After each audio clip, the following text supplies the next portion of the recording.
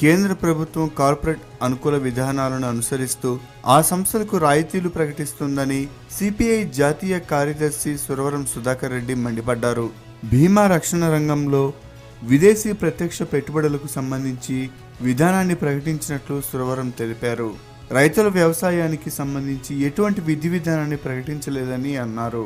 వర్షాలు లేక రైతులు తలడిల్లిపోతుంటే గ్రామాల్లో జాతీయ గ్రామీణ ఉపాధి హామీ పథకాన్ని రద్దు చేయడం పేద ప్రజల పొట్ట కొట్టడమేనని సురవరం ధ్వజమెత్తారు.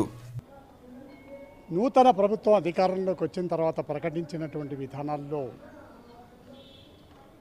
విదేశీ ప్రత్యక్ష నిధుల గురించి, కార్పొరేట్లకు ఇవ్వాల్సినటువంటి సహాయాల గురించి, ఇన్సూరెన్స్ కంపెనీల ప్రైవేటీకరణ గురించి, అలాగే ప్రభుత్వ రంగాన్ని అమ్మే విషయం గురించి, వీటి గురించినటువంటి విధాన ప్రకటనలు వస్తున్నాయి. కానీ పేద వ్యవసాయ కార్మికులకు అవసరమైనటువంటి సమస్యల గురించి ఈ ప్రభుత్వం విధానాలు ప్రకటించలేదు.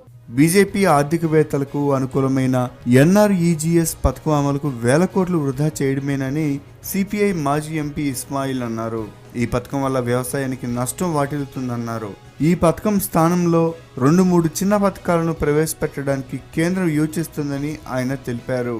ఈ పథకాన్ని రద్దు చేసినట్లయితే గ్రామీణ ప్రాంతంలో ఉపాధి అవకాశాలు పూర్తిగా సన్నగిల్లుతాయని ఆయన హెచ్చరించారు.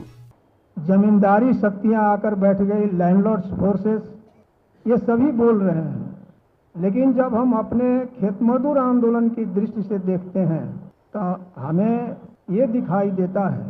రైతులు కూలీలపై దాడులు జరిపిన ఘటనలు అనేకం ఉన్నాయని, ఇలాంటి ఘటనలు రానున్న కాలంలో మళ్లీ వచ్చే అవకాశాలు ఉన్నాయని సిపిఐ తెలిపింది. భవిష్యత్తు పోరాటాలకు కార్యాచరణ రూపొందిస్తామని ఆ పార్టీ నేతలు అంటున్నారు.